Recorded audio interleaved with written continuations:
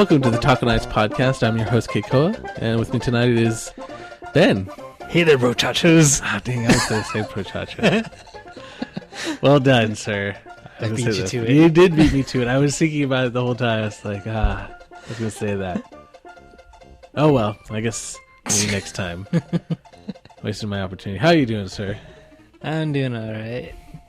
Working hard for that money? Or not much money, but working hard? Hardly earning money. Oh, okay. Not hardly working. Working very hard. Working hardly for my hardly income of Not incomes. of incoming. Incoming income. Income that is not coming. That is not coming. But yeah, speaking of incomes, I've had some expensive food in relation to that. Oh, that was good. That was. I try. Well, I know you're talking about Really? Yeah, the lobster roll stuff. yeah, we were talking about food before this, Yeah. as we do. But I was at Disneyland. I've tried twice now the lobster rolls that they had over there. Yeah, I think you talked about it in another podcast about trying the ones at Disneyland and then trying them somewhere else. Right.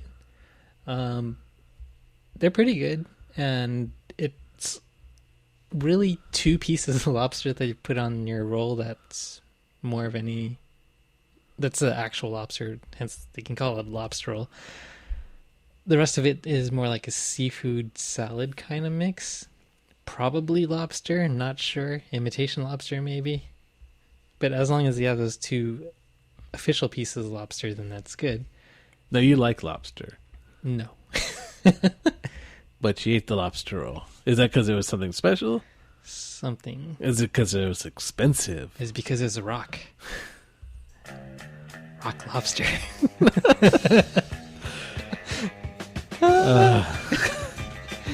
No. You gonna take that back? Oh, that's creative. What are you talking about? It's okay. You can take It's it. original. Totally original. Wait, now I wonder, like, I've heard the song before. It's like, is there a rock lobster is a thing, right? I Yes. sound all weird now because I don't know my lobsters. I don't like the lobster. Well, a rock lobster is fine, but the song, I don't know how it tastes. But Yeah, but I came across this post that I saw online, and it's like, oh, I need to travel a lot more now. Apparently, there's this place in Maine called Red's Eats, and they have a lobster roll over there with. Well, the place is voted #1 in Maine, and I guess they're known for the lobster rolls because they put in like over a pound of lobster meat in each roll. So that thing is huge. And from the pictures, it looks really good. But then it also comes with a cup of butter for your lobster do you roll. drink it? You I eat think- the butter and you eat the lobster and you shoot the butter? Or like a French dip, Oh, I guess that's an option too. where you can just drizzle it on. I don't know, but it looks pretty delicious, and that's got me rethinking my whole lobster things now. Now, if it's in a lobster roll, is it like cheaper than if you got like lobster tails? Like, is a lobster, or is it still lobster's lobster, even if it's kind of? Because I assume lobster roll may be the less classy way of eating lobster. Because you usually get the lobster tails at the fine restaurants. Kind of get the feeling they save the tails for the restaurants, and then they pull the rest of the meat from. Oh, so that's lobster. the meat that ends up in rolls and other lobster assorted stuff. It's not the part from the tail, which is apparently the good part. Right. Well, I don't know. Is there a good part to lobster? Is it like a cow? Like, is there a filet mignon part? Is that the? I filet, don't know. the I mean, tenderloin? it's smaller than cow, so it's got to have maybe smaller best parts. I don't know. It all tastes bad to me. I just know the tail and then the claw are like the meatiest parts of the lobster. I remember hearing that, though, way back in 1800s or whatever, that lobster used to be kind of it was served to prisoners in Maine because there were just so many of them. Like you could walk out there and trip and hit a lobster and like, oh, a lobster, give it to the prisoner. It's like the equivalent of bologna essentially, because there was so much of it that they're just giving it away, kind of thing. Is what I heard they used to be. Now you pay a good amount of money to have lobster. I guess. Like we went to this buffet at the this Indian casino. Uh-huh. We were at the casino, but we wanted the buffet is really nice. It's got a nice spread, but we went there. It's like super expensive. I didn't know why This is Valley View, right? is at Valley View, and you sign up for the player's card, and they give you a free lobster buffet. well, my mom goes there pretty often, so she. After a while, like if you play enough, they also give you periodically free trips to the buffet. We did not have that this time, so Yeah, I signed up when I first went there, and they gave me the voucher. So I'm like, oh, cool, let's go use it. And then they're like, no, you gotta reserve a time first.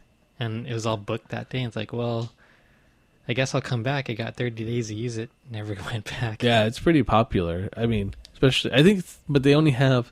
But the thing is, the buffet. I think on the weekends or holidays probably too, maybe, but specifically the weekends it becomes a lobster buffet because they don't always serve lobster. I guess during the week they don't, Oh, okay. but on the weekends they have the buffet plus there's a lobster portion of it. Huh. But it's not just that you get lobster now for the same price. Oh no, it's like it feels like it was twice as much. I could be overstating it, but it was really expensive per person, and the only inclusion was the lobster. That's the only thing that changed in the buffet. Nothing else. Everything else, I believe, was the same. They just had added lobster. I'm pretty sure you see the people there like when it is lobster night. Well, they have the that's lobster all lunch too. Yeah, Well, lobster day. all day. Yes, lobster breakfast kind of thing. Pinchy, no. There's people who have just they mound up their plates with lobster, and then they have an empty plate, and then all of a sudden the empty plate becomes full of just the shells, and then they go back and get a second plate, a third plate, until their table's just mounded with shells. There's no plates that you can see. It's just all lobster carcasses. And that was the problem was it was me, my mom, and Carrie, and none of us eat lobster. None of us like. I think my mom will eat it, but she probably wouldn't unless she had to. And I really, really don't want to eat it because it's not just it's just disgusting. I It's don't like a like it giant at all. shrimp. And I hate shrimp too. So it's just a bigger version of something I really don't like. And Carrie doesn't like it either. So, but there's no non-lobster option for the buffet. If you want the buffet, the other 99% of the buffet, you're gonna have to pay a premium on the 1%. So you're like, I'm paying for this. I might as well get my money's worth. Yes. So I did eat one lobster tail out of sheer spite because I had paid for it, and no one else was going to eat any. But it was what I had paid for. It was basically what most of the money that I paid for the buffet was for the lobster. So I'm like, I better eat it. So I grudgingly just worked my way through it, kept it down because it's not the flavor so much as the texture, which is the same as a shrimp kind of thing. Something about that shellfish texture, kind of spongy and something like that, just does not go well with me. Does not like I need to eat this kind of thing. I do not want to eat it. So I try to put as much butter on it. Of course, it would only change the flavor, not the texture, so it didn't really help that much. But I did eat at least one, so if anything, I might have ruined my own buffet experience. So you should have put it in a roll. Apparently, I should have pulled it out, thrown it in a roll, and that's how I should eat my the lobster I'm forced to eat. Because we went back recently, like that was the last time. But because we went back more recently, and this time same thing, same problem because they have it on the weekends. Anytime you go to the buffet on the weekend, you're paying for the lobster, so we had to get it again. I think this time, though, we had brought Carrie's mom, but I think we had a free buffet or something, so it was cheaper because I think two of us are free, or maybe all of us. But this time I'm like, no. I did my part last time. Either someone else eats the lobster or no one is, because I'd rather just enjoy the buffet as opposed to laying a foundation of something I hate and then putting on stuff I like on top of it. And then dinner was all flowers and sunshine. All flowers and sunshine. Dinner. All flowers and sunshine? It's a perfect dinner. Perfect day. I don't even remember what happened. Nope. Well, because it's I'm kind of that. expecting like a twist or something. Nope, like no food twist. poisoning. It wasn't bad enough. I forced myself to eat it. No, that it needed more of a kick to it, where I like almost die. Like the one piece of lobster I did eat was the one that had the food poisoning. Huh. What are the odds that I forced myself? No, but like The universe is But I against guess- you. apparently, but I guess like well, some people they'll eat the most expensive thing because it's the most expensive thing, right? Like some people are like that. They'll go out like if they get a buffet of foods, even if the stuff that's cheaper tastes the best. Like this is the best nachos ever. But then you have I would lobster. go for the nachos. Of course, you would go for the nachos. But But there's yes, I know what you're saying though. Like a lot of people would. Yeah, I. Unfortunately, yeah. I know a lot of people, and I've seen a lot of people, so it doesn't seem like a minority. I mean, I guess I could understand it. I mean, I guess if they had, in my case, it'd probably be like some kind of really good cut of steak or something. Then maybe I'd probably lean on that more heavily, I guess. I don't know. My experience has been pretty bad with the meats over there at the buffets. Well, It's I always mean- been like overcooked or dry or both, and flavor's not even there. Yeah, I mean, it is a buffet, so it's kind of mass done, I guess, so. Usually they only have, like, the prime rib anyway. Like, on the big hunk, and they slice it off for you. Where's the best buffet you've been to, though? Vegas. Vegas. Exactly. I was thinking you were going to say that. Now, do you prefer, like, the dinner ones or, like, the breakfast ones? I like the dinner ones. The breakfast ones are kind of the same. I actually have a funny story about that. About breakfast buffets?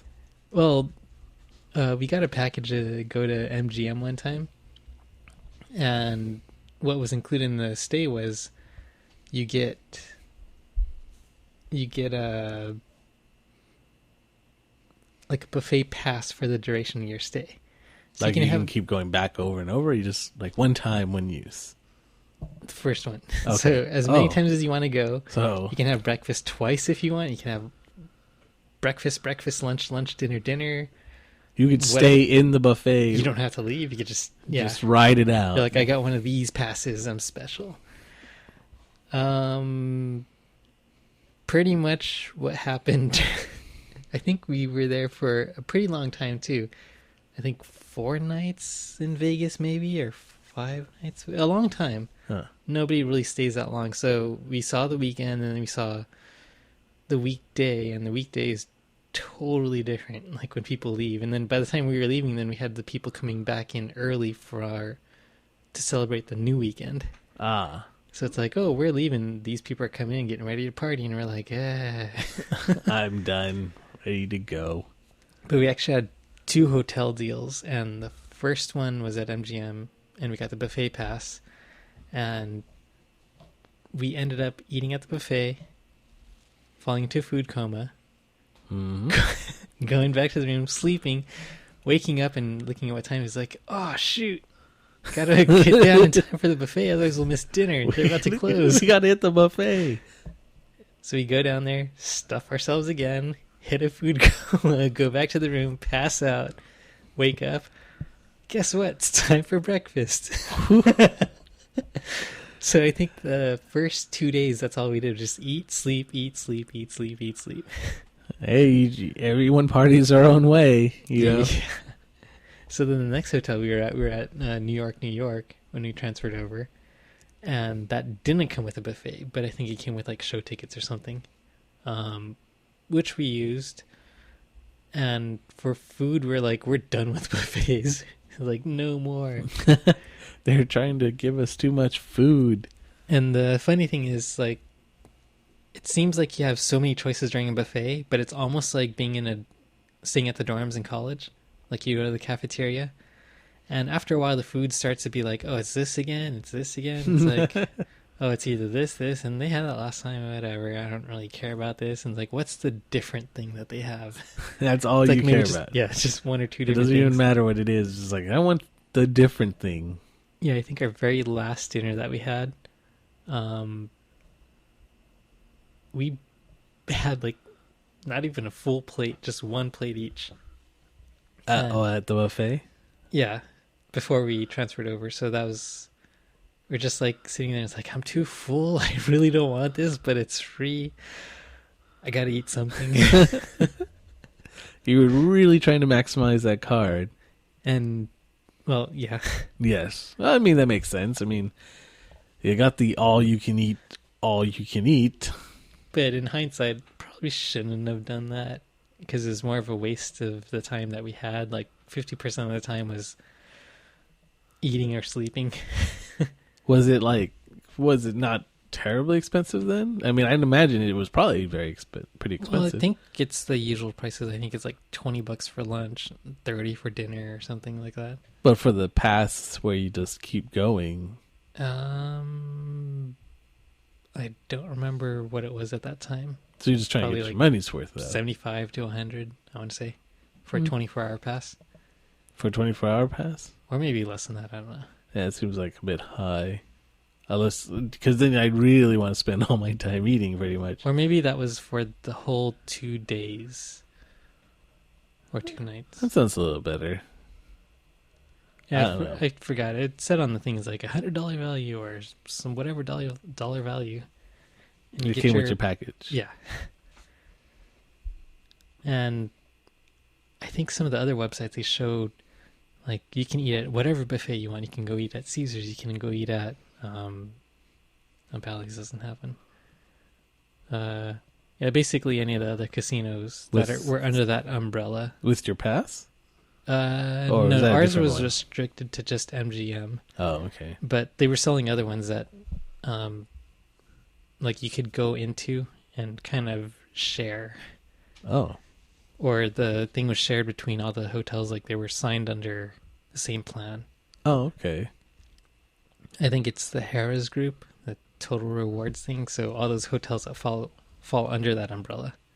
It's like you could have a Rio buffet, you could have a Caesar's buffet, you could have Are they all that different, you think?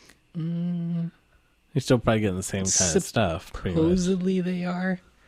But you didn't see it for yourself, so you have no idea. They could just be... Well, I just saw the shows on the news and everything, and I think the one that was highest rated at one point was the one in Planet Hollywood, was a Spice Market buffet.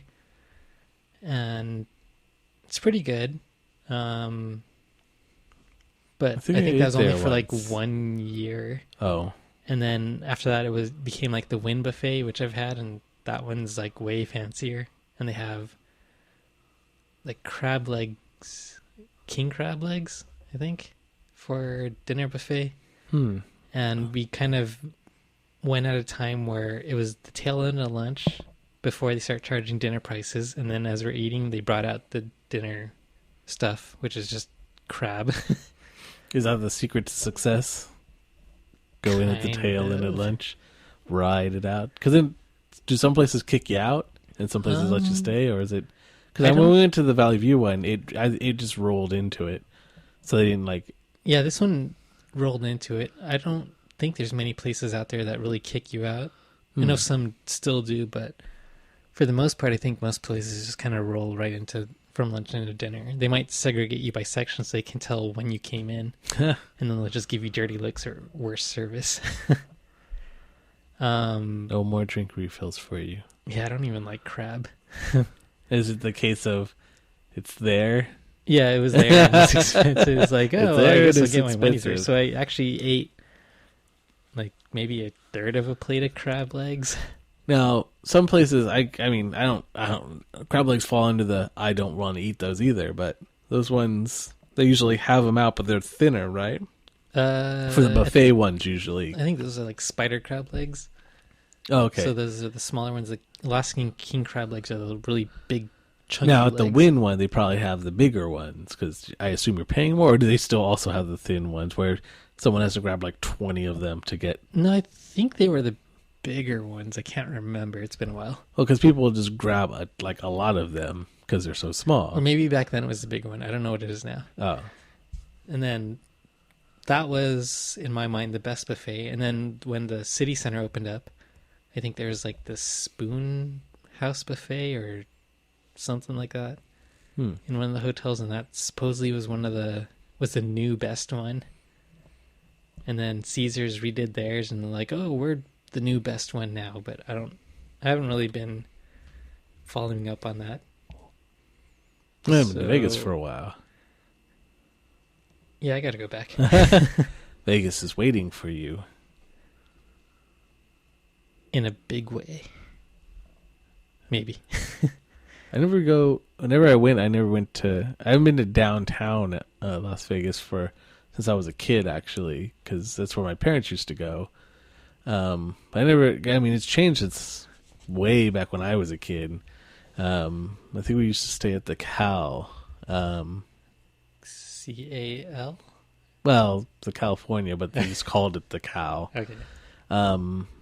We used to stay there in downtown because when I went with my family, we never went to the Strip. It was always downtown. You drove in, stayed downtown, then you left. And I think when I was younger, I never actually saw the Strip. Or I think I did once. I think we took like a bus or a shuttle from downtown to the Strip, and I think it was somewhere around the time after Luxor had opened, because the Luxor was there. I'm not sure where that falls into the timeline, but it was super awesome because it's like this giant pyramid thing with this light coming out of the top. So when you rolled into town, it was like nighttime almost, or kind of dusk, where things were starting to get lit up? So you see all the color? In Vegas? Shiny, sparkly lights and everything? Yeah. Well, since we'd never go down the Strip. You'd take the freeway around the Strip, right? So I never saw the Vegas thing till like way later. Till I was kind of it's like, adult. Oh, there's a sign here. I never saw. Where are these people getting their picture taken? I've only seen I'd been to Vegas a few times with my parents, but I'd never actually seen the Vegas that you see on TV with the Strip So and not everything. the glamorized Elvis Presley Vegas. Nope. I saw the downtown one, which had the lights, but not. It was. Although the downtown, I think, is at the time where the older people went to. They didn't want to go to the Strip. They just wanted, they wanted to go to gamble. They didn't need all that glitz and glamour. They're just like, I'm just here to, play the games, kind of thing. So we never stopped by the Strip, and I never saw the big show. Well, Elvis by that time probably no. But hey, whatever was going on, we didn't do that kind of stuff. But then now that I'm an adult, the few times I have been back, now I've never been to downtown. I was like, we should go downtown sometime because I guess it's pretty different from when I went there. Like they have the Fremont experience, I think, or it's like this tunnel that goes over the street or something like that. Yeah, it's like a light canopy. Yeah, that was not there when it was a bit more dingy and downtowny, I guess. I remember when I was younger, they had it, but it didn't. It's not as expansive as it is now, because they totally made that a lot longer and cover a lot more of a lot of the hotels over there. So I'd guess so, because like when I went there, it was all about the Strip, so I think they wanted to bring people back over there. So I tried to flash it up since then. So that makes sense. I remember when I went, my parents just basically gave me $5 and dropped me off in the arcade. I know the safest thing now that I think back on it, but I didn't care at the time. I had fun. I was fond memories of playing in arcades, actually. Just me hanging out on my own usually. But yeah, there are those times. There and actually at State Line too, the state line between California and Nevada. Like they have I think back when I was a kid, they only had Whiskey Pete's. It was just one lone kind of casino resort out there. I remember using that as a marker. It's like, we're almost there. It's like there's the one casino. The one lone It's like that means you crossed. We're in Nevada. We crossed the We're line. officially there. It's on the other side. I think then they opened up the Prima Donna on the other side of the street, and then Buffalo Bills on that other side. And then I think they have this weird factory outlet thing, but it's not really a factory outlet. It feels more like a mall. It's just a mall. Well, that came way later, but yeah, that's the only reason I always stop there now. It's like there and bathroom break. Yeah. And then kill time before you gotta check in. I think one time I was driving, Carrie and I had gone to Vegas to go see, I think, Richard Marx in concert. He was playing at the Orleans. But we'd stayed in Vegas and we were driving back the evening after, I don't know if it was after the concert or the next night before, but I'm not used. She doesn't really drive, so I was gonna have to drive the whole way. But I'm pretty sure you've driven at night on the 15? 15.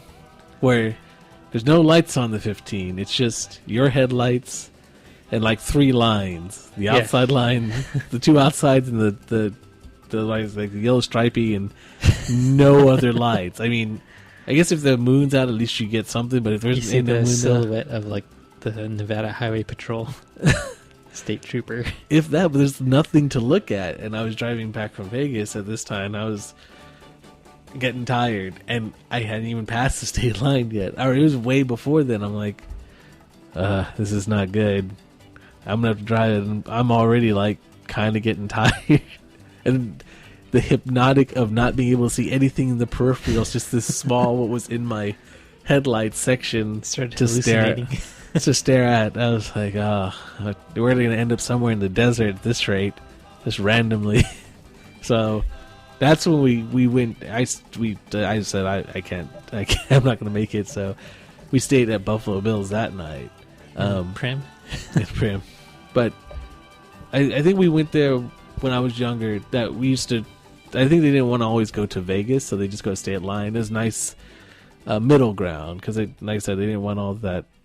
They didn't even stay on the Strip anyway, so when we went, we usually stayed at either Prim, not Whiskey Pete's, but either Prima Donna or the Buffalo Bills. But I remember Buffalo Bills, when I was younger, they had a lot of cool stuff. They had like a pretty expansive arcade. I never went in there. I just saw the roller coaster every time. Yeah, the roller coaster, the Desperado that went, I think it loaded inside the hotel or inside the building, and then came out and then went outside, kind of thing. Kind of like New York. Right. And they also had a log ride in there. I remember seeing that.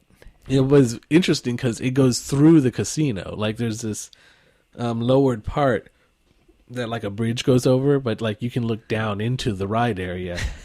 And it was like a log ride / shooting gallery. So you had the light guns, and there's targets. Like the first part, you drop like a log ride where you drop down the big hill.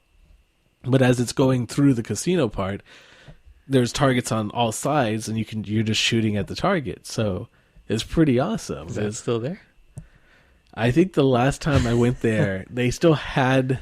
I think they still had the thing there, but the area, but. I think they drained out. I don't think they had the log ride running anymore. They drained it out. I don't know if it was just when I was there, or if it was. I'm guessing it was probably a permanent choice not to have it anymore. But it was pretty awesome, and I have fond memories of it. And just poor advertising. Probably no one knew about it. I didn't know about it. You see, and I think I only went on it once. It was just interesting. I just sit there and watch people just come over and just be playing it as they rode over or rode under the bridge, because it went near the arcade, kind of went around the arcade kind of thing. So it was actually a pretty cool kind of play area with the arcade. It was the first place I saw the Beat Mania game, the one with the DJ and stuff. And this is before I'd seen it anywhere else, or even anyone knew about it. So I think after that I came back to school. I'm like, there's this game. You scratch a record and you press buttons like you're a DJ or something. This is before you had your Dance Dance Revolutions, and before Beatmania made it big here, anyways, it was the first place I ever saw it was at Buffalo Bills. They had that machine set up right there, and it's pretty loud, so you could hear it all across the arcade, actually. So I have memories of that. And the other memory I have of the arcade is hearing. Do you remember Daytona USA? Did you ever? Yes. Because I'd be in the arcade the whole time. So my parents would periodically come back, and give me some money, and let me play some longer. But sometimes the arcade would be empty and just be the sounds of the arcade, which is kind of scary, kind of creepy kind of thing, because that's the only sounds. But every so often you'd hear the sound from the Daytona USA. Anyone who's heard it, it's like the Daytona, dun, dun, dun, dun, and you just hear that from the demo every 2 minutes, anywhere you are in the arcade, because it's set so loud. Like, you gotta play this. You gotta play this. So much so that to this day, I still have that. I can hear that song in my head, or if I hear it, I know exactly what it is. Because I think I bought the Sega Saturn one just to hear that song. I was like, oh, that takes me back. Even though it was like $1 to play, so I never played it. So yeah. I kind of get that confused with Cruisin' USA. Because I played that one a lot. And then that one also had that kind of catchy announcement in the beginning. Ah, yes. It came out, I think, after, but yeah. That's the Cruisin', yes.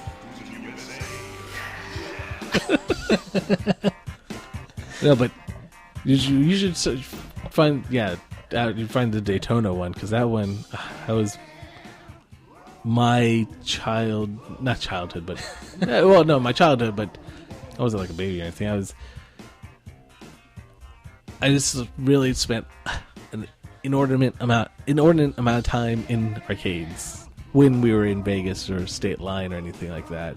Because I don't think I had a Nintendo, but I didn't have a ton of games or anything. Yeah. I only had Nintendo. I didn't have Genesis or Sega. So when I went to the arcades, that was my chance to really get to play everything. Is the good times, basically. But actually, I still like going to arcades and stuff, like the Nickel arcades. Is that the one? It's like the acapella version, I think.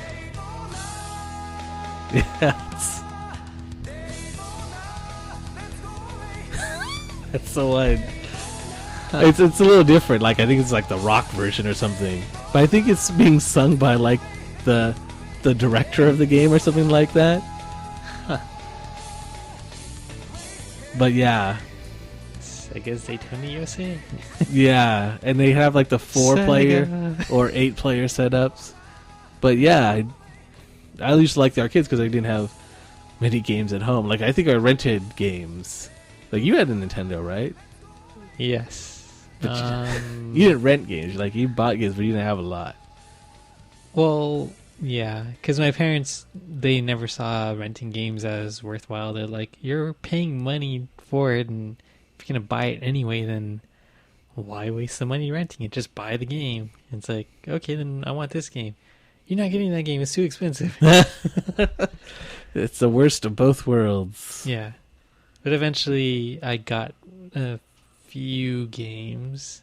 Well, the problem with buying the game straight out is there was no internet back then, and there was no way to know which games were not going to be good at all. There was 0%. Like, I've gotten games now, and just looking, I'm like, back in the day, you had no idea. It was just a crapshoot. You knew your Marios were going to be good, but there's like 700 plus games in the NES library, so the chances of you getting a crappy one somehow very high. I don't know if you played this one, but I got this game for Christmas, Paperboy. No, well, I played in the arcade Okay. where it had the joystick, but I think I played the NES one as well. And I remember opening a thing that's like, Nintendo game, and then like, Paperboy. A strange choice. Yeah. but not a terrible game. Repetitive. Yeah. But It's as games go, kind of addictive in a way. yeah, it can be. It's true. It can be, and then that music gets in your head. It just, yeah, it's very. It can get addictive, but it can get repetitive because basically you're just doing the same thing over and over again. But not a bad game because there are a lot of bad games on NES. So that's kind of the middle. It can get boring after a while, but it's fun in short spurts, kind of thing. Or if you're just really good at it, where you're like really good and always. I never finished the game. I got. Is there an end to the game? Kind of far. Like if you do get, because basically. You have, every time the map starts, there's like, it shows you the map of the houses that are subscribed. Right. That you have to get them the paper. And if you do hit all those houses, I think you get another house. Like another house opens up. Did you ever do that?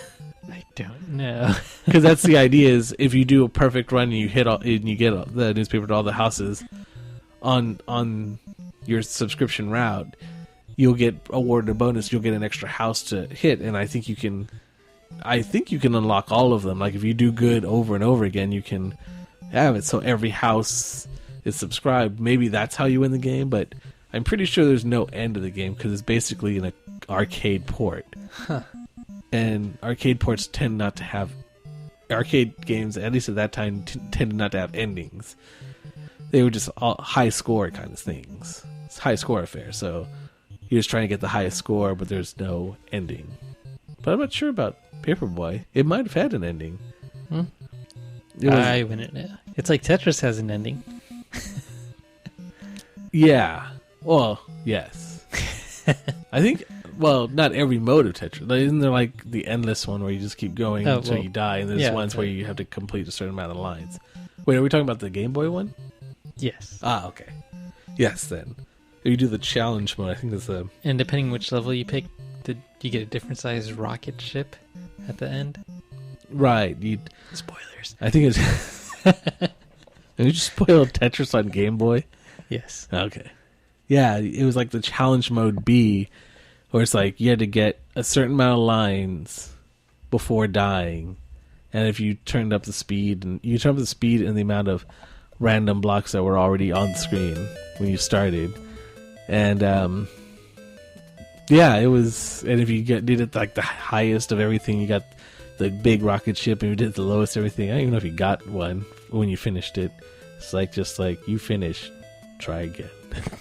It could have been like that. You got a model rocket. Yeah, I remember playing this game, or when I had a babysitter when I was in, I think, middle school. And so I could go to like the schools in the district. You could do that at the time, but I think we had there was a Tetris machine and we had the link cables, or a Tetris machine, but Game Boys. We had the Game Boys, and we had the link cable so you could play versus. Was that the 4-player one? No, not the 4-player one. Well, because you could play 4 players on. Yes. Oh right, that's Yoshi's Cookie. Yeah, or I guess because I remember it came with the F1 race that had the 4-way link cable. Yeah. But this is just the regular two players, so you yeah. can play the Tetris. And I was actually pretty good at it. I pretty much could run the table in that one. Stop throwing blocks at me. Yeah, I don't know. It was something I was really good at. I think I'm still okay at Tetris, but at that time, It's like start playing with you all of a sudden. Tetris. Like, ah. I can see the lines of the Matrix or the Tetris. But yeah, now Carrie won't play Tetris with me anymore. That's understandable. But I mean, because you're a sore winner. In your face. And then I spiked the DS. I gotta stop doing that, but I mean, it just makes sense. You just gotta do the dance. And then do the dance, yes. Just run around. I'm number one. Yeah, I think that was like the first Tetris DS too, because I think I got the most recent one, like Tetris Access or something like that. I didn't really like it, but that first one that came out on the DS I really liked. remember there's one, I think it was for the N64, that was like a globe. Oh. They had to put Tetris pieces in together. I never got Tetris Sphere? Maybe. That might be a different one, actually. Yeah, there's been a lot of different Tetrises. Tetrises that have come out. Did you see that video? I think some guy did it for this recent marathon they had, like where they had speedrunners playing the games. But I had seen this on YouTube where this guy's playing, I guess, the Grandmaster level of this arcade version of the Tetris, where the blocks are invisible. Like, I think they appear maybe when he drops them or something. They appear at some point. Oh, right. It's almost like a DDR. Like, you can do the hidden arrows, where the arrows will show up at the very last second. Yes, something like that. And then it's going super fast, and I'm like, but you can't see him. You're just like, what is even happening? Oh, he's winning. Somehow. Never got that good. No. Never was to that level of goodness. Better than what I can do. But you liked, speaking of NES games, you liked Bubble Bobble. Yeah. That was your game of choice. I remember when I showed you my arcade cabinet, of all the games to play, you lit up so brightly when you came across that one. Because that was my childhood. That apparently was. Well, I mean, it was a version since it was the arcade version, but that was... And I remember it was like... Because it was like, you want to play that? So we played it together. And you knew everything. Usually I'm the one who knows a lot about the games. I started humming the music before it even started. You were humming the music. You knew what all the power-ups did. You know, strategies for levels. And I gotta believe you hadn't played the game in years.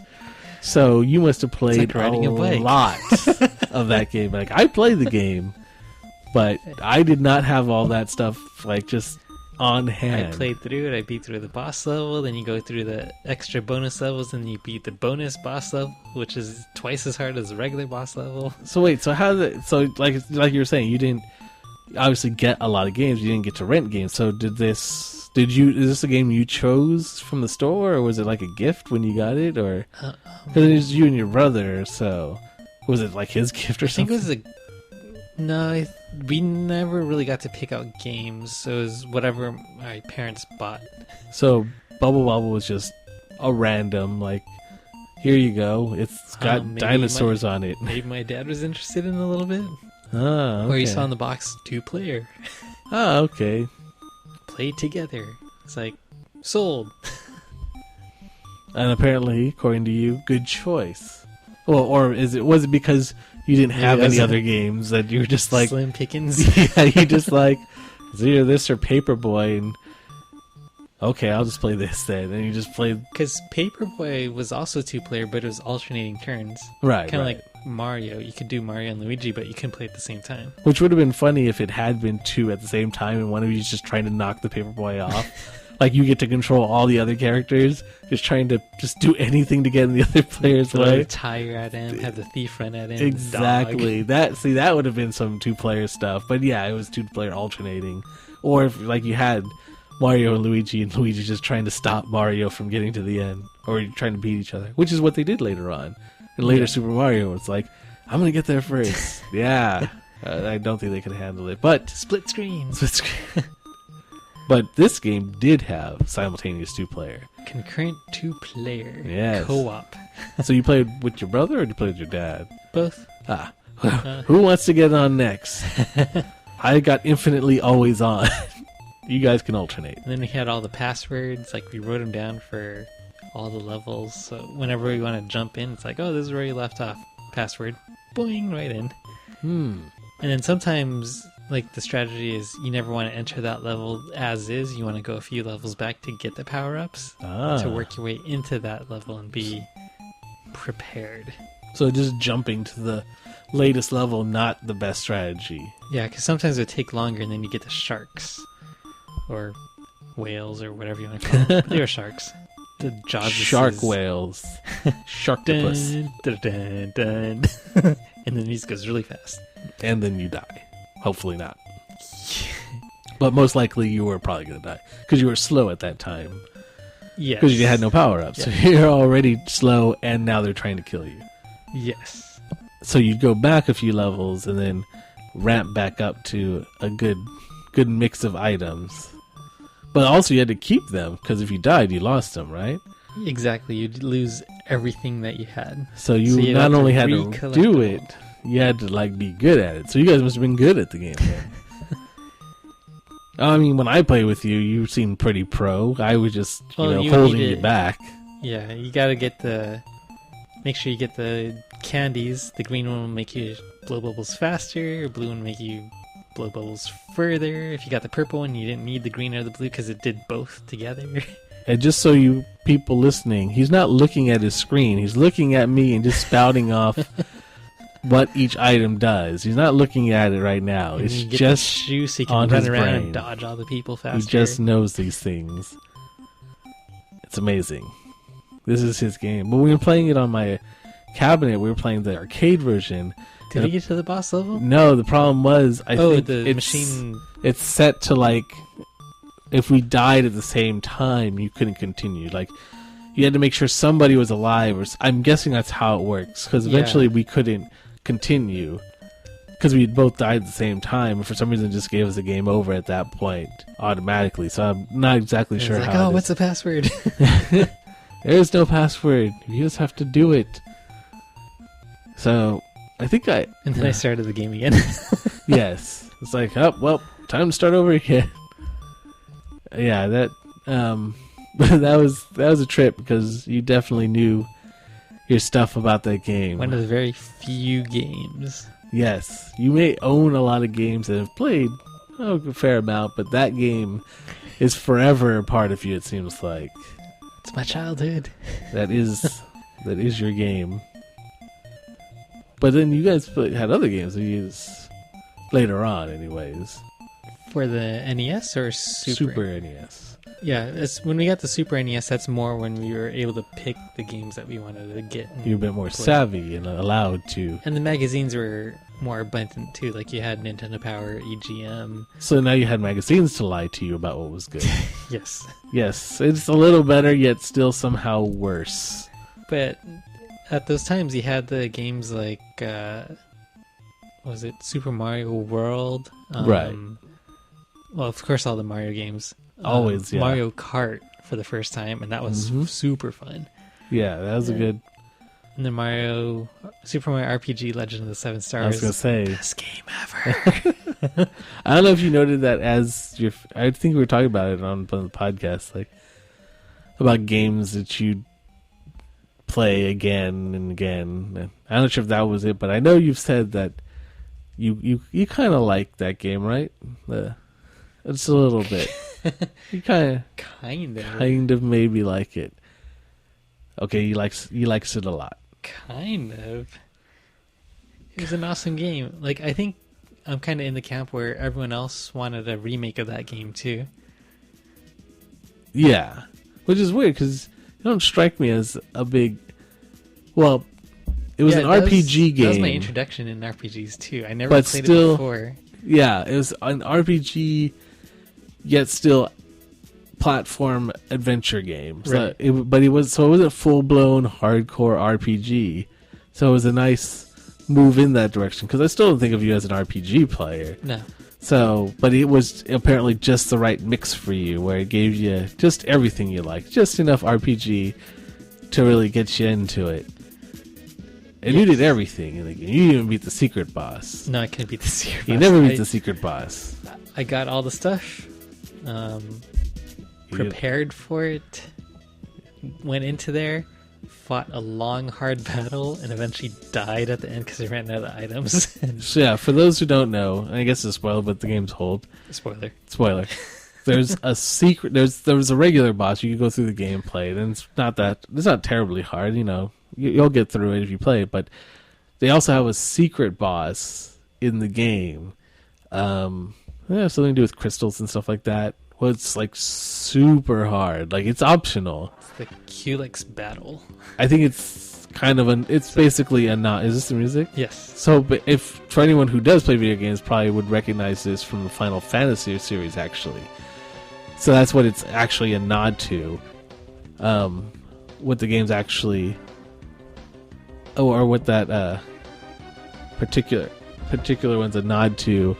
It has like crystals and stuff, and each crystal is a different element. So you have the red one, fire; blue, water; green, earth; yellow, wind. Lemonade.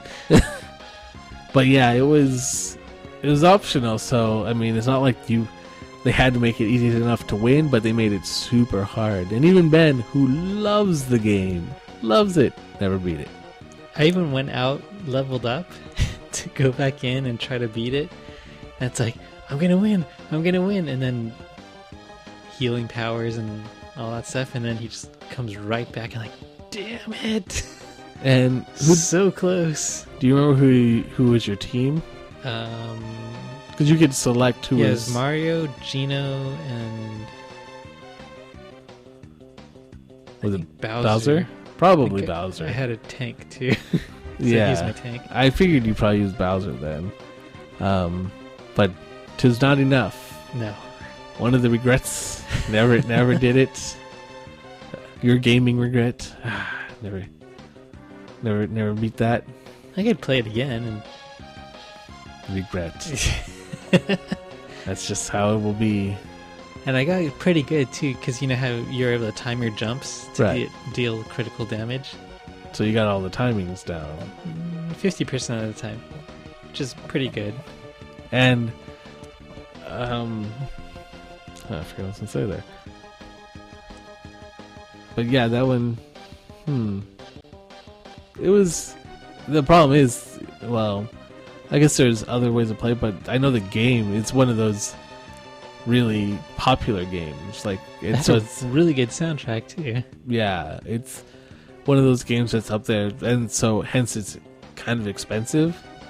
I mean, it's less than $100, but it's as older games go, it's in the higher end, like your Final Fantasy 3s, your Secret of Mana's. I would totally set that system up and have that game and play it right now, except my brother took it with him. The game or the system? Everything. So he got the games and the system, so he has it down with him. So he does have them.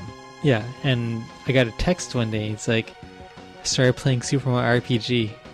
God damn it. It's like, why did I do this? It's like, I've been playing for the past 5 hours. Just can't help yourself. So because you don't that good. You don't have any of the systems, right? You don't have any retro systems? No, I was thinking about getting like the Retron 5 to be able to play all those old ones. Right. But then I would still need to have the cartridges. Correct. I could just do an emulator, but not the same. No. You want to be purist. Because I have a Retron, but I also have games. I don't have that one because a lot of the games I've gotten, I've either had beforehand or I've picked up at the swap meet. And games like that don't tend to end up at the swap meet because those are really, really good games. Right. So you don't really tend to see those. And if you do, they're still pretty expensive, actually. So I usually don't pick those up if I do see it there. But yeah, you should get it back from them. Scratch that itch, even though you have no time to scratch that itch. It's not on Virtual Console for the Wii or anything, right? I don't think they re-released it. Do they not? I know I've seen Paper Mario. I don't remember seeing 7 Stars. Because that's your game. Yeah. I should look that up. One day, you shall conquer the game in its fullest. But then, well, you destroyed Bubble Bobble, so that one you have nothing left to prove there. But yeah, you haven't done. Oh yeah, I remember when I passed it the first time. We had Polaroids that we took. We were like standing by the screen, holding the controller with the credits going in the background. And like, yeah. Oh, please tell me you still have those somewhere. Please tell me. I think my parents have. We should ask your parents for those. We will post them up on the Facebook because it's winter time, and that's what winning looks like in Polaroid form. That sounds awesome. We totally put those up on the Facebook page. Except Polaroids are no more. Exactly. Even then, see, it's like history winning all rolled into one kind of thing. That'd be pretty awesome. But you're a Legend of Zelda fan. Once it got to Ocarina of Time. Yeah, N64. Which is weird, because you never played on the NES. The original. Or the second one. No, because the NES, I never got to pick the game, so that was one of the games that my parents never bought. They always try to find something that was like 2-player. And but then when you got to Super Nintendo, you didn't get Link to the Past either. No, because I guess that game, it was more for people who kind of played the original NES one. And since I didn't know anything about it, I just thought like, whatever. But now it's like more for the flashy stuff. I'm like, right. Ooh. But now you like Zelda. Well, your favorite is Ocarina, I'm guessing, or is it Majora's? Or Ocarina. And then Majora's second. That is after, yes. That would make sense. Well, in that order. Because Ocarina was... Well, no. Majora was good, but it didn't reach the same level as Ocarina because it was too short, I felt. I think the time span takes place over 3 nights and days. And yeah. It just goes by so fast, and you have to kind of keep going back and forth, and get things done and prepare it for the next time you come back, and then do it again. And then it doesn't happen too often. Or, I mean, it happens often enough, but not to the length of how much time you had to dump into Ocarina of Time. And especially just trying to run across that damn field. Took forever. Yeah, so... Except if you didn't have the horse, you just kind of rolled your way across. Like a hero. No, so now you like Legends, the series. Did you play the other ones, like Wind Waker, and have you played all of them since then? Or did you no, just Majora's, and I started playing. Which one was the one after that on the Wii? It was was it not Wind Twilight Waker? Princess. I think Wind Waker came out before that. But that was N64, right? I guess. Are you talking about the first one for the Wii? Because Wii had Twilight Princess, but I thought that was a release title, I think. Right? That was a release title, yeah. Yes, that one I played. I didn't get Wind Waker because I didn't like the graphics. It's like it felt too like Toon Link, and like I don't know if I can get into it because I got used to the whole. So you're not a Zelda fan; you're a specific games fan.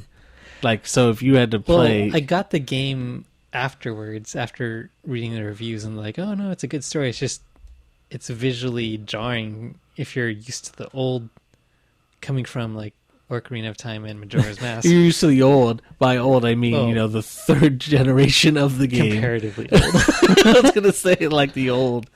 Not the oldest, but just older. Because it's like, oh, they're stepping forward, getting more advanced, and the graphics a lot cooler and everything. And then they took a step back, like, what the hell's going on? Took a step to the side, really. Well, to me, it seemed like they took a step back initially, and then I read about the whole story and everything. It's like, oh, I should give it a try because. And you play the that's more first secondary. section, and you stop playing. I never got around to playing. At that point, I think 0% I had like then. 2 jobs and school and just all this stuff. I just didn't have time. That's when I kind of stopped Twilight Princess too, because I got into it and then I never finished it. So basically, you've only finished 3 Zeldas. Yes. Right. Okay. Just fully completed 3. I mean, you seem like such a fan of Zelda, but you're just a fan of the particular ones that you've played. Not Link the to the whole... Past was cool. Or A Link Between Worlds. Right. Yeah, that one. Although that is very much like Link to the... It's based mostly off Link to the Past. So technically, kind of I played both games. Kind of. Except a shorter, compact version is what they had in that one. Whereas Link to the Past is more... That's probably my favorite one. But I've played through the first one. See, that's what you need to do. You need to marathon it. all Zeldas. He'll still like Ocarina the best, but see where it came from, see where it built up from. Since I don't have time for that anymore. You don't have time for anything, but you got to do it. You got to make the time, and then you'll get back to 7 stars. But I think I beat the first one, but not at the time. Like, I also missed them because I had an NES, but I don't think I got either one of those. I don't even think I got Link to the Past. I think I played them later too, actually. And right. I think so. I never played all of Zelda. I think I either played it, seen it at a friend's house or something, but not enough to actually beat it. So I later on, when I think I did it on an emulator. I just went back and played it. I think I have it now on NES, so I mean I should play it again. And then there's the second one, Adventures of Link, which is completely different from the first one.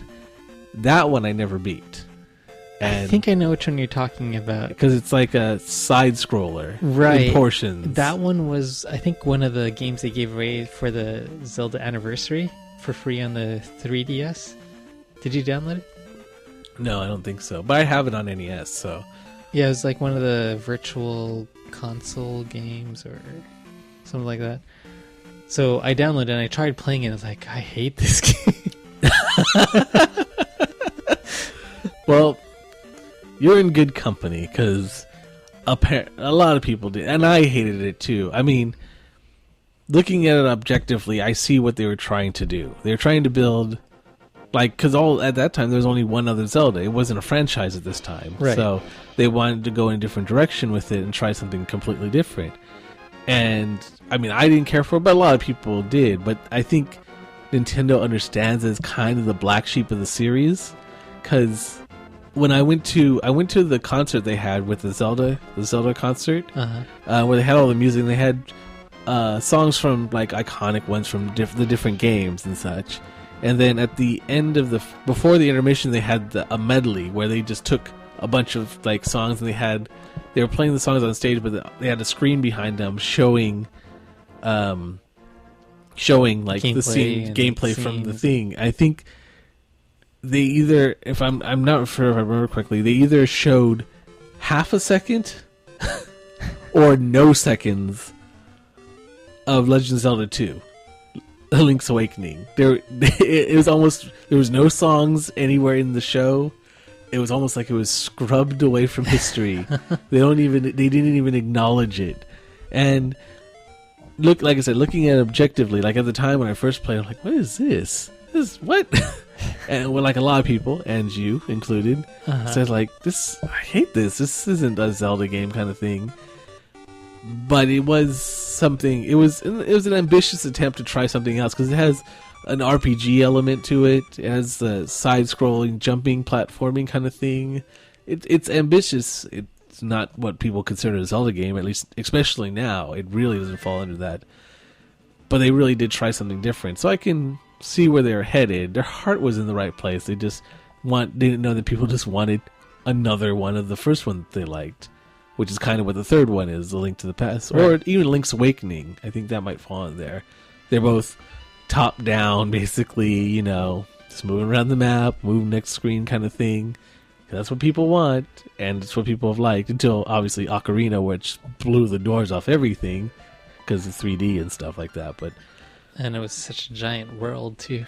It was so big, and yeah, I think not just you, because I mean, you would think that you would like the NES also because you grew up around the time, but a lot of people nowadays have no idea that it didn't start from Ocarina. They're like, yeah, I've been playing Zelda all the way from the beginning, Ocarina of Time. Yeah, beginning. At the beginning. That's and then one. I'm like, wait, what?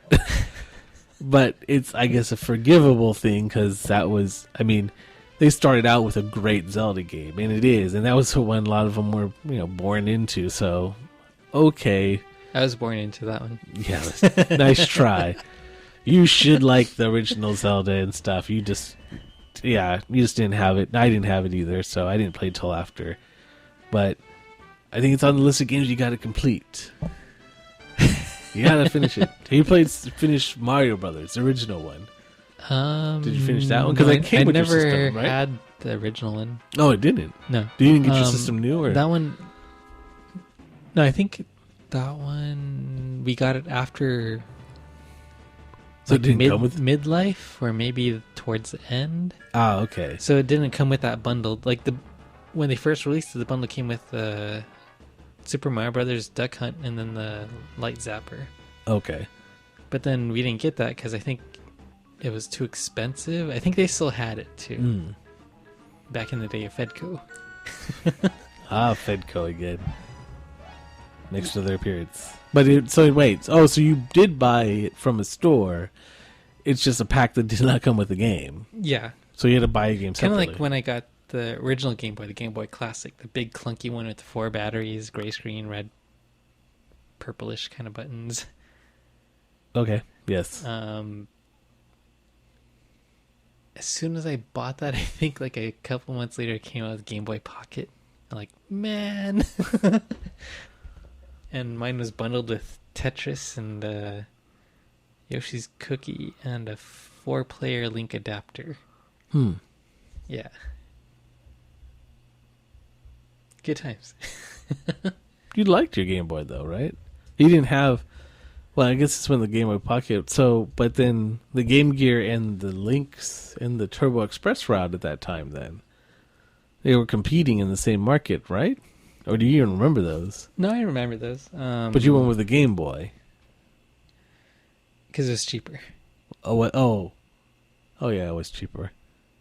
Okay, yeah, that makes sense. And it already had all these titles, and everybody knew it in a way, too. Yeah, so no, there's a no. lot of positive buzz that was already behind that, and not so much for the other systems. Yeah, well, I think... Oh, well, I was going to say the Turbo Express was awesome, but it also suffered from poor marketing. And your horror stories of when you bought... I still want the Turbo Express. It just sucks batteries like no tomorrow. Well, I don't know about the Turbo Express. I would assume it did, because it basically played the games that the TurboGrafx 16 played. It's the exact same cartridge, or card. You just pull it. It works in both the console and the handheld, which just blew my mind. Of course, I don't need to buy separate games. I can use the same game. Go anywhere with it. If I actually owned a TurboGrafx 16, which no one I knew owned either. So I don't know what I was exactly thinking, because I didn't have. It's not like I had games to share between, because I didn't own the console. So what was? I don't know what my end game was. I just thought I wanted that one because it played games that usually you'd only see on your TV. But apparently, at least at my local Toys R Us, everyone else had the same idea, because that puppy was sold out. But I don't know if it was because it was popular, or because they probably only stocked like 3 of them. eBay. Even I think now it's more expensive than it was then, or at least the same price. Like, I've looked it up, and it ain't inexpensive. Neither is the TurboGrafx 16. Actually, they're both pretty expensive consoles, and I think they charge you for your nostalgia. I mean, any other consoles, I own a lot of the other ones, but like I have a Genesis now. I have a Sega Master System, which I didn't even know was a thing for the longest time. Like, I thought the Genesis was the first Sega console, but it was the second one. The first one is the Sega Master System, which was kind of it was 8-bit, so it was the competition to NES. Do you remember anyone owning a Sega Master System? No. Me neither. But it was NES's technically competition. Like, it had the same thing. It was a little bit more colorful. Genesis was the first. Exactly. Even the title, Genesis. Genesis. Yeah. Nope, not the first one. Like that whole, when you see Sonic, it does the Sega thing. Mm-hmm. The Master System games do that, but doesn't have voices, because this is back in the day. So it's just the tones like... Da, da. Yeah, that's where it comes from. It just says, I'm like, oh, it's interesting to see it as a piece of history, but a piece of history that none of us noticed unless you lived in some area that had some one person who actually bought the Master System over the NES, wherever that happened. So I've got a few games where it's a trip seeing. I'm like, wow, there's a whole system here that I had no idea existed, but had games maybe not as good as the NES, but it was kind of the rival to the NES. Right. Not really good rival, at least in the United States, but that was Sega's fault for not really or Sega and Nintendo's for having a monopoly too. But so I have a lot of systems now, but I don't have TurboGrafx or Turbo Express. And I never see it the swap meet because they're more definitely collector's items. Even though, I mean, Yeah, I've seen a lot of postings online of people having all the systems that they grew up with, and then building like one of those extreme cabinet cases where the TV sits on top of a kind of like a unit with a whole bunch of cubby holes, and then each cubby hole has a different system: NES, Super NES, all the way through, and then the next one's like Sega Master System, Sega Genesis, and yes, I all have the way through that and kind of a PlayStation. setup, but not with a nice. Like I've seen those ones online. And each cubby hole is lit up in a different color. I just didn't have the space for it or the time to put that together either. But I do have all the consoles. You gotta plan it out. Make it happen. I just need more space. But I do want to play it because I have. That's the nice thing about going to the swap meet is you usually find older games like that because no one really wants them, and like these aren't the most rarest games anyways, but they're ones I wanted to play as a kid or would have wanted to play as a kid, but never got the chance to. So I just gotta find the time, sometime to play them. Actually, I've tried them a little bit. Like I've at least made sure they work for the most part. So. I'll do some streaming of that and just playing old NES, Genesis, Sega CD. I found a Sega CD at the swap meet one time, and it worked. So that was a bonus. Atari. You didn't have an Atari, right? You did. Atari 2600. Yeah. Sold it at a swap meet and all its games for $15. Wow. Hindsight, should have just kept it. You should have just kept it. I But mean, it wasn't my sale; it was my dad's sale. oh, right. Well, $50 like, was worth more anyways back then. Yeah. And you didn't feel terribly attached, I'm guessing, to And your it's Atari. Well, I think the reasoning was it's like, well, you got the Nintendo and Super Nintendo, I think. At the Oh, time. so basically, So it's like ain't you don't nobody need touching that this. Atari. Like, just get rid of it. Like, I guess he makes a good point. I it's mean, like I guess, but what if I want to play it again? It's Yeah. like the joystick doesn't work. Where are you gonna find a joystick? You can fix it. I'm not fixing it anymore. It's like, fine.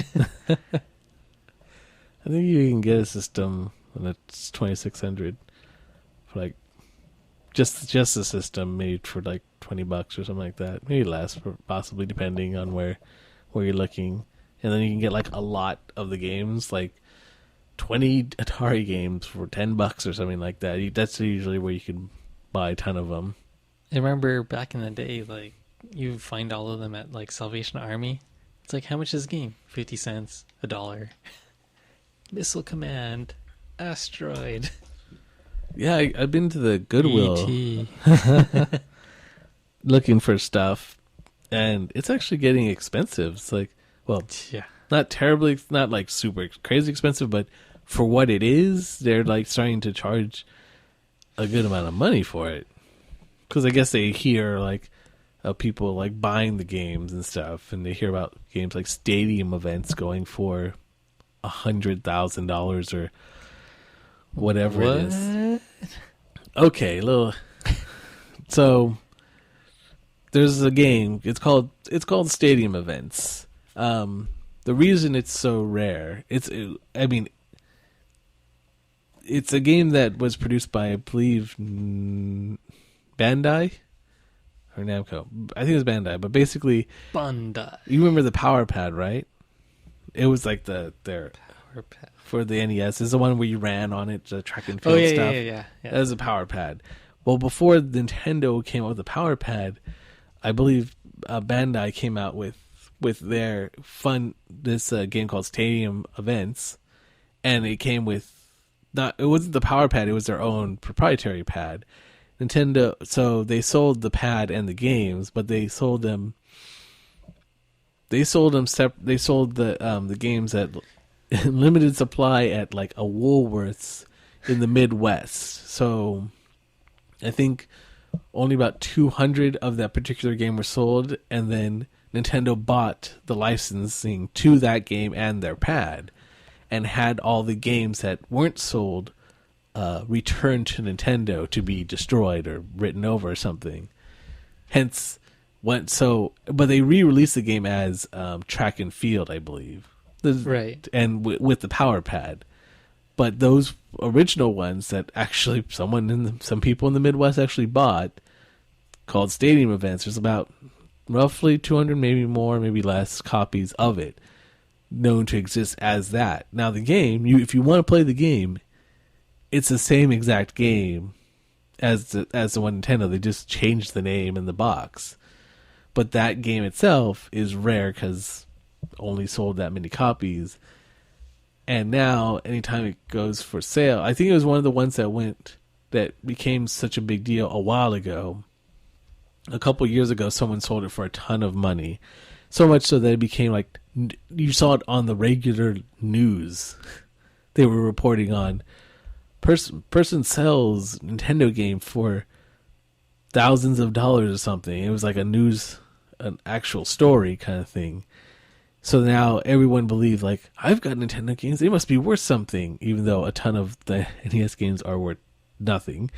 But most people don't know that, so they were trying to, like, I can just get these games. People are just buying these games, not understanding the particular history of that game and what made it go for so much money. It's definitely not because it's a good game, because you can play the game. It's Right. not that good. It's just the fact that it's rare, not that it's good. So, but if you never know anything about video games, you're just like, all these games must be worth something, right? Because look how much they're willing to pay for this one. So it kind of started the prices of games started to go up and such. But so every so often, like recently, I think another one sold on auction. Yeah, I'm looking at the pictures of the game, and I came across an article saying that another game was even rarer than that, which is Air Raid.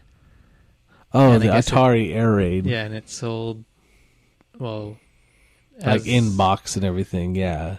Yeah, he had the cartridge, and he realized he found the box, and then he put it all together, relisted the item on eBay, and it went for like $6,500 or more. Yeah, it's I think one of the most expensive ones. Yeah. Crazy. There are games like that, like the Nintendo World Championship carts. Like back in the day in the 90s when Nintendo was really at its peak, they threw championships like just for Nintendo, like come to our game, play our games, win the championship. And during the competition, they had these specific carts made that had switches on them, and they were made for the competition. They were gold carts, and they're called NWC carts, Nintendo World Championship carts. They were used for the tournament, and in the tournament you played 3 games. You played, I think, you played Mario Brothers. You had to get 50 coins as fast as possible.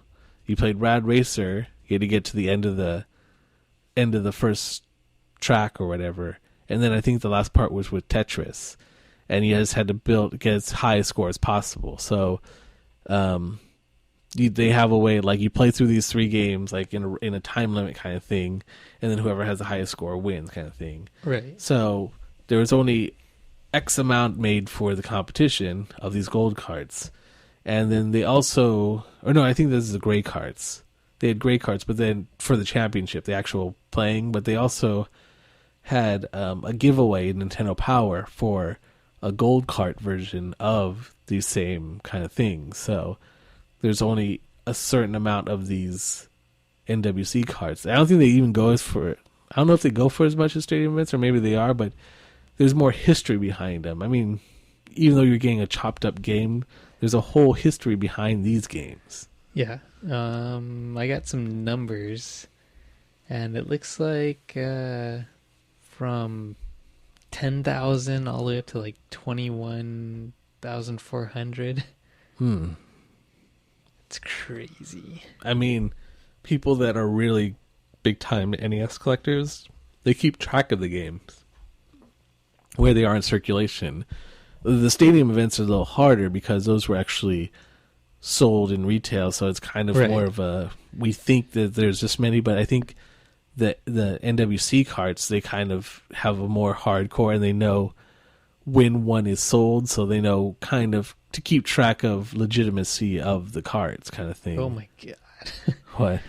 Well, I guess there were two cartridges that were more recently sold. January 25th of last year, 2014. First went up on eBay at a bid of $4,999. And it had a final bid of $20,200. And then they had a fourth copy that was offered on eBay later that month, a rarer gold cartridge this time. And starting bid $4,999. Ending bid was $100,088. Now I wonder if that was the ending legitimate bid, because a lot of times people, because there's not really punishment and especially when it comes to eBay, if you do a false bid and you just don't pay it, it's still the bid. Oh, but if it actually completed. If actually completed transaction, I think it might have. I'm not sure it might be that high, but I think that might have been what it closed at. But the actual paying bid, because usually if it gets up to that high, usually it's like a fake bid. But they'll usually work with the lower ones and then usually sell it just on the side, kind of thing. Since the first one was whatever, it was a fake, that drives the price up of them. But now you're getting a lot of that in this day and age, because they're like trying to keep the price up for collectors and stuff. And they're like, I want it to be worth something. So you got a lot of price driving up kind of stuff like that. And even not super rare games are starting to get more and more expensive. Like, I mean, I'm not a hardcore game collector. I kind of only get the games I kind of are interested in, or like super cheap or something. But usually it's just something like, oh, this might be interesting to play kind of thing. But those ones, like I said, there's like 700 plus NES games. Like if you're going to do a full collection on it, even if you paid $1 a game, and you're not going to, you're already in for like probably at least $780 roughly. And a lot of the games ain't going to be that much.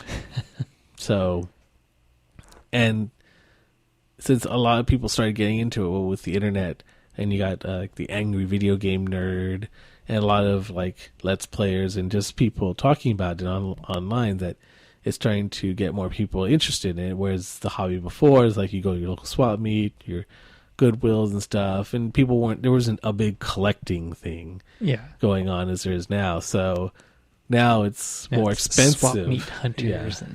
Yeah, exactly. And you see more people trying to get the NES games and stuff, but a lot of them are completing them and they're moving on to other stuff. Like, well, I'm done with the NES. What else is there? So right now, Genesis, next challenge. Yeah, and Genesis and Super Nintendo's kind of been going up. I think Genesis has been going up because people got what they wanted, and now they're moving on to other stuff. So those ones might start going up too. Prices for that kind of stuff. Damn. So NES is already kind of higher in general.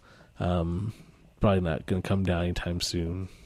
So if you wanted to start doing other stuff. You seemed a bit bummed about that. No, I there was no way I don't have the time, space, or money. But you got to catch them all. No. Because they're like saying before, there are a lot of just crappy games that you just don't want to play. You're just getting them simply for collectors. Aren't you a completionist? Yeah, you're a completionist. You gotta have them. Not like that. I couldn't live with myself if I tried to collect that one. I mean, there's other collections that like you have a better chance. I think the TurboGrafx isn't a ton of games, at least in America. I think it's like 64 or something like that. But the problem is they're all a little bit more expensive. 3D. Definitely not worth collecting. Are you sure you don't want like Mario and Back in Time or in History or something? 3D. You're thinking about the Philips CDI, right? That one. That's the one you're thinking about with Zelda, Faces of Fear, and Zelda's Adventure, and yeah, it's Mario's Hotel. Yeah, there's some some ideas that Nintendo would like to have back. Like, here, sure, go ahead and use some of our IP. I'm sure you'll come up with really good games. Never gave this license to you. Yeah, I'm pretty sure they learned their lesson from that. Although, I guess the original idea was I think they were going to be making a CD system with them. I thought it was CD-based system. Sony, right? That was another time. Oh. But that's how Philips ended up with the license, was because they were working together for that one, and that fell through. And then they worked with Sony, and then that fell through and gave us the PlayStation. See how that went with them.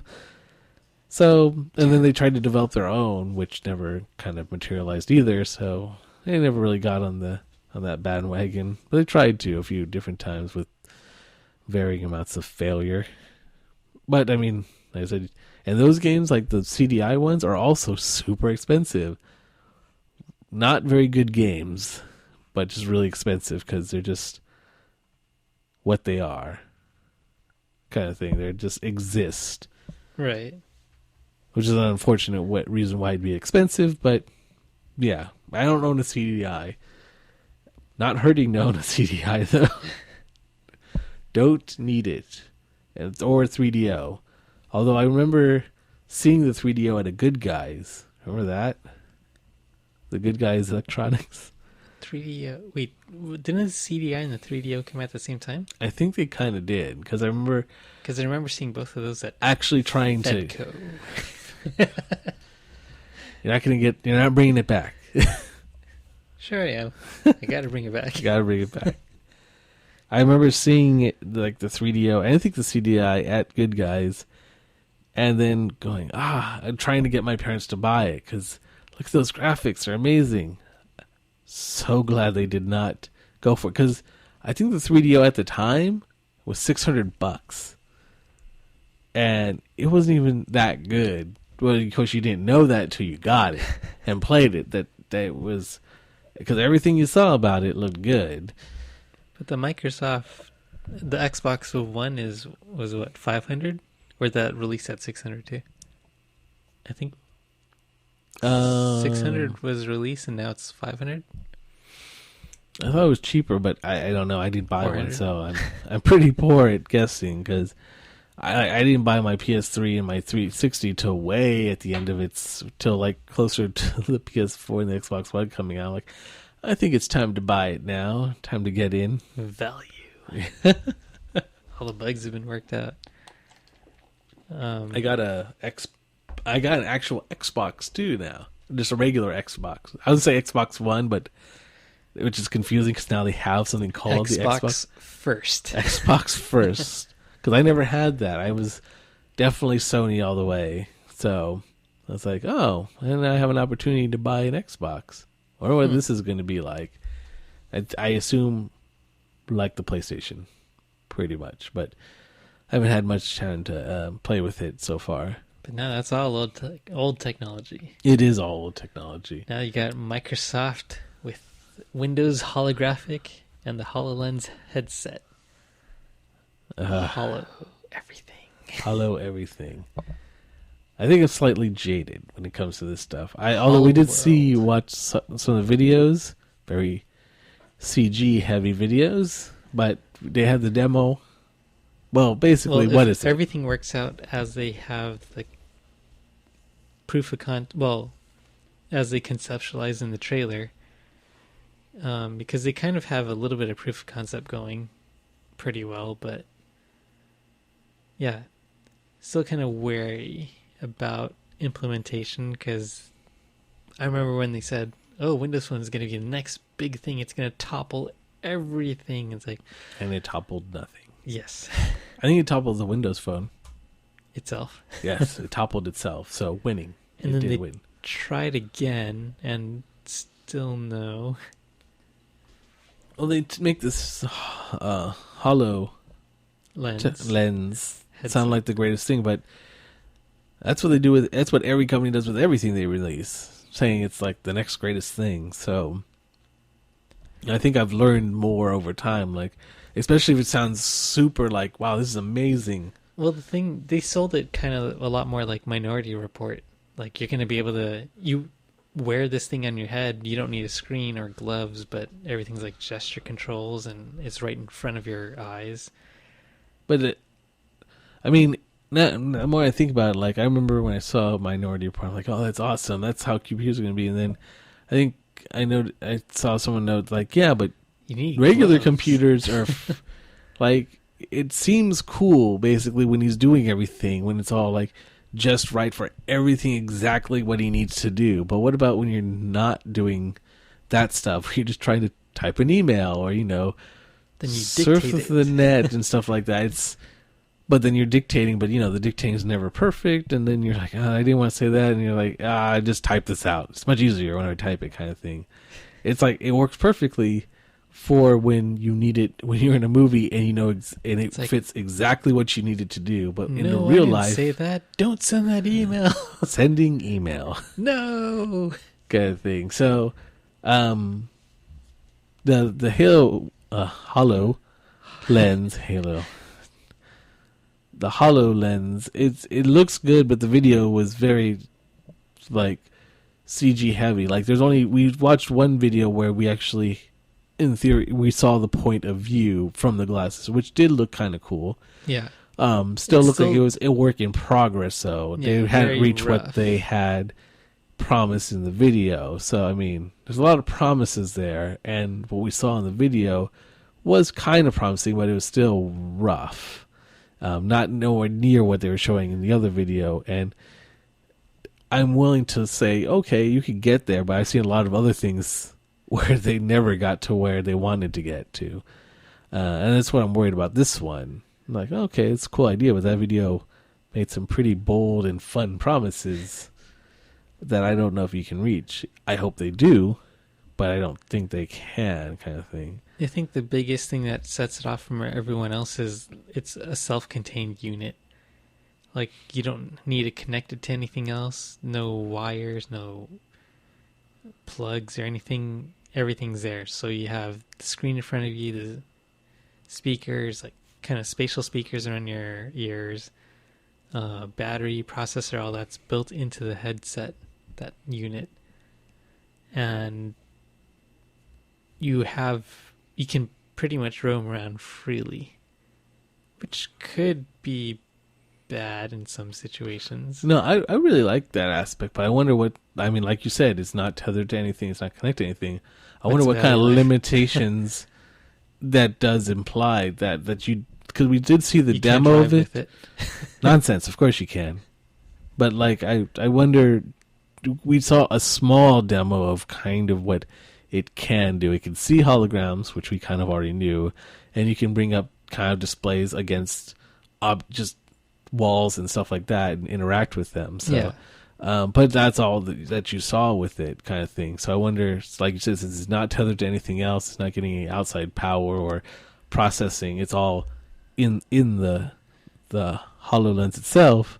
I wonder what actual limitations it does have, because obviously if it's all got to fit in there, it's not going to be as powerful as if it was connected to something else. Right. So it's going to be losing, in theory, something. So I wonder what that is when you're going full tilt, because the demo they did was really just touching on it, but didn't want to push it. They didn't push it too hard. Like, see, look, it did. Okay, next. It was Kinda very thing. short too. Yeah, It's like, I was surprising. I thought it'd be longer, but maybe they were like, okay, nothing went wrong there. Okay, cut it. That's good. Before anything goes wrong, it starts sparking, like kills the person wearing it again.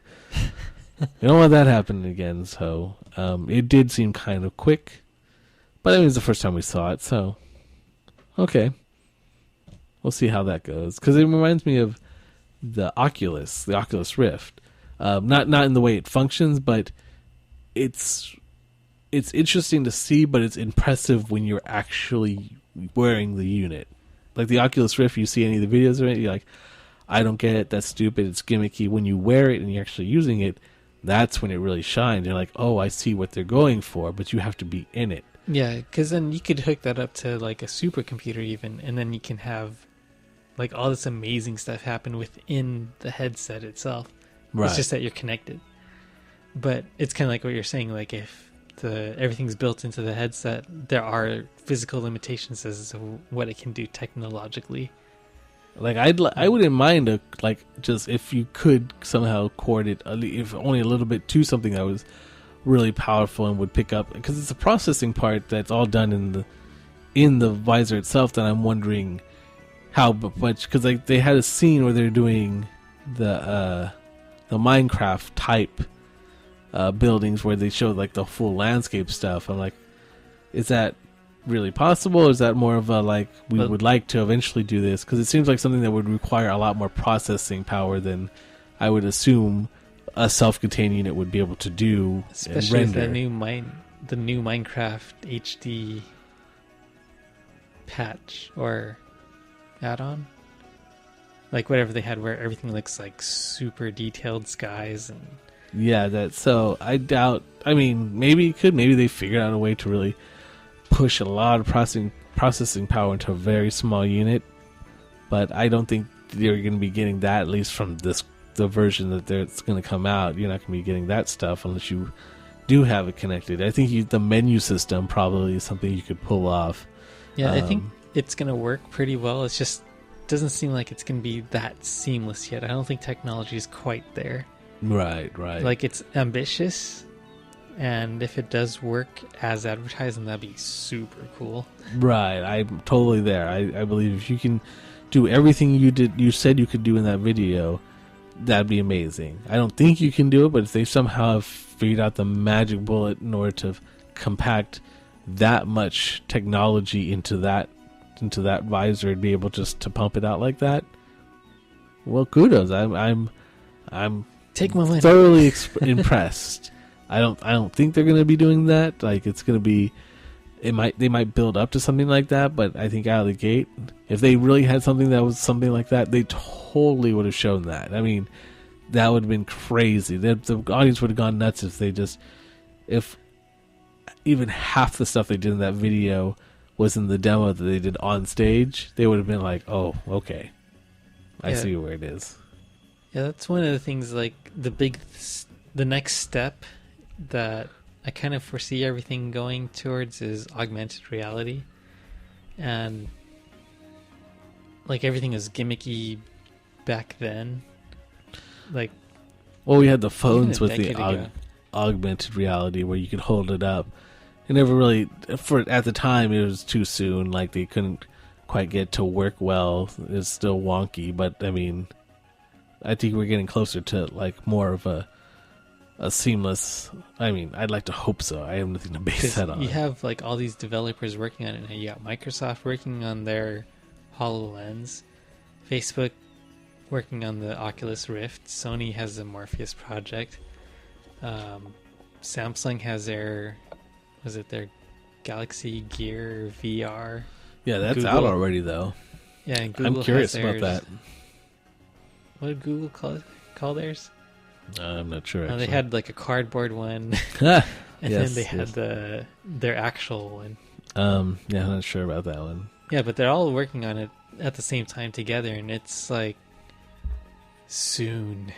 Yeah, well, because I got to use the Oculus Rift, so that's one I've been just wanting to get, but I have never tried the other one, so I don't have an opinion. They might be better, but Oculus has been making the point of saying not till it's ready. You've seen the Leap Motion too, right?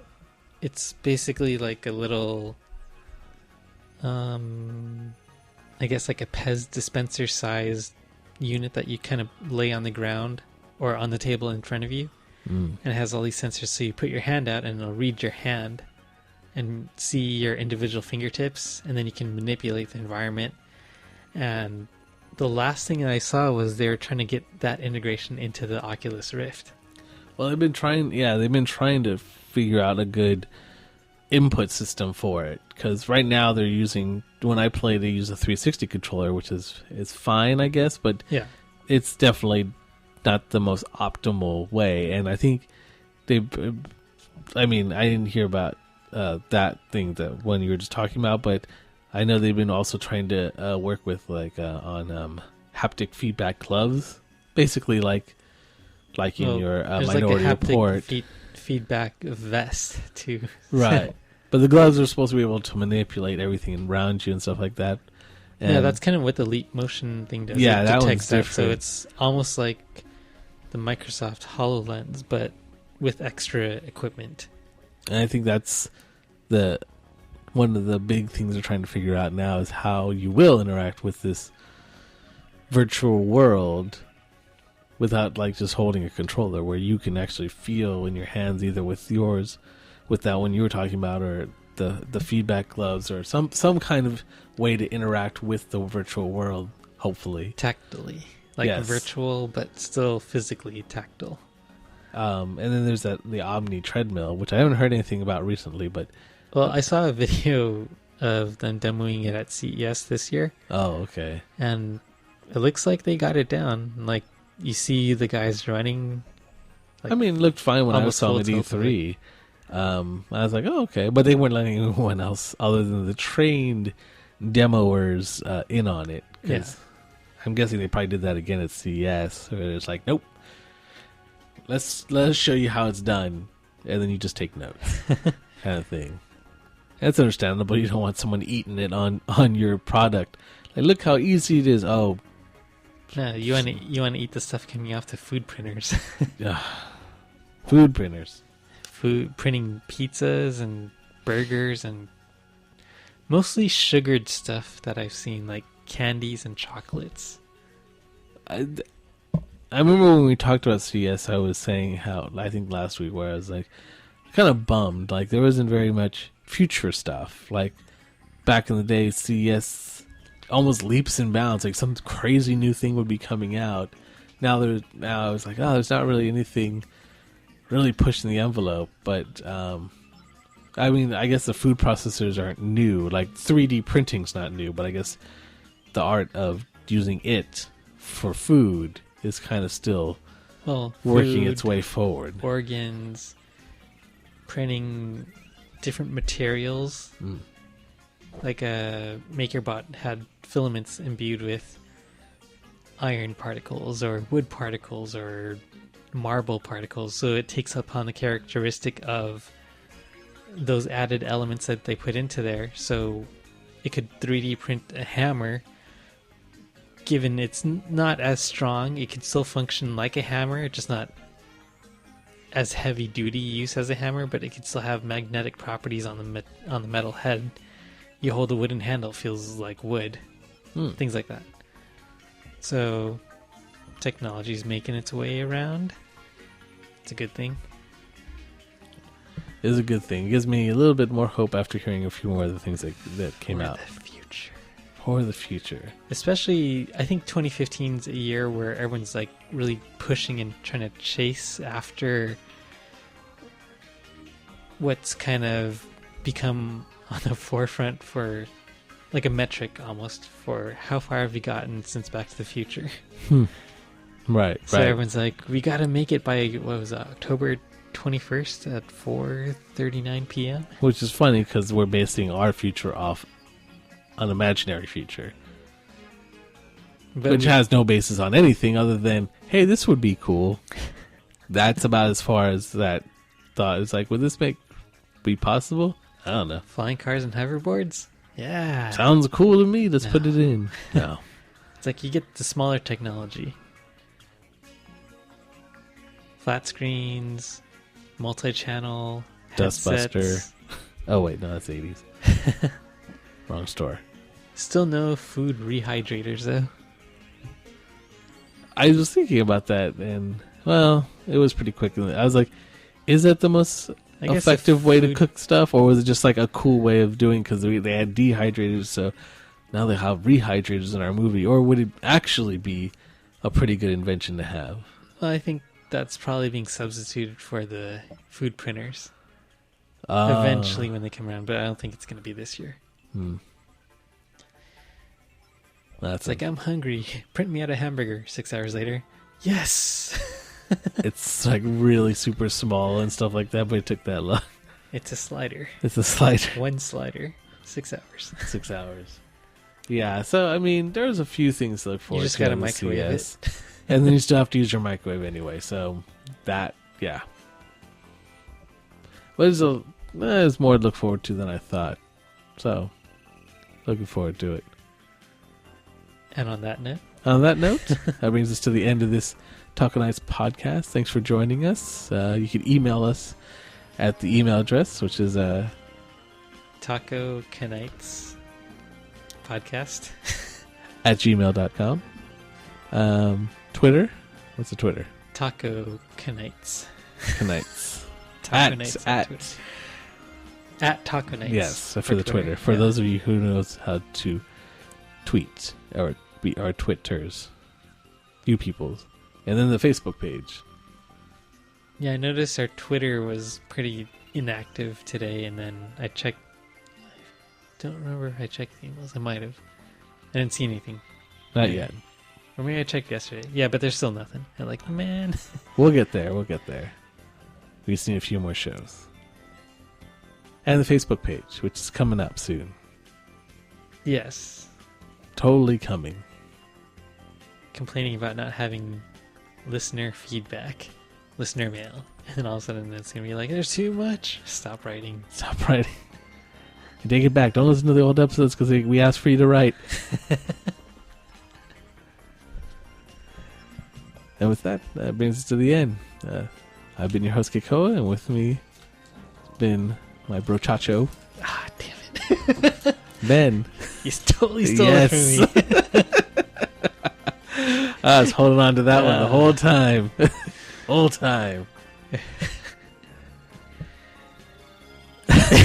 He is speechless. Yes, took the word right out of his mouth. Yes. And then shoved it in my mouth.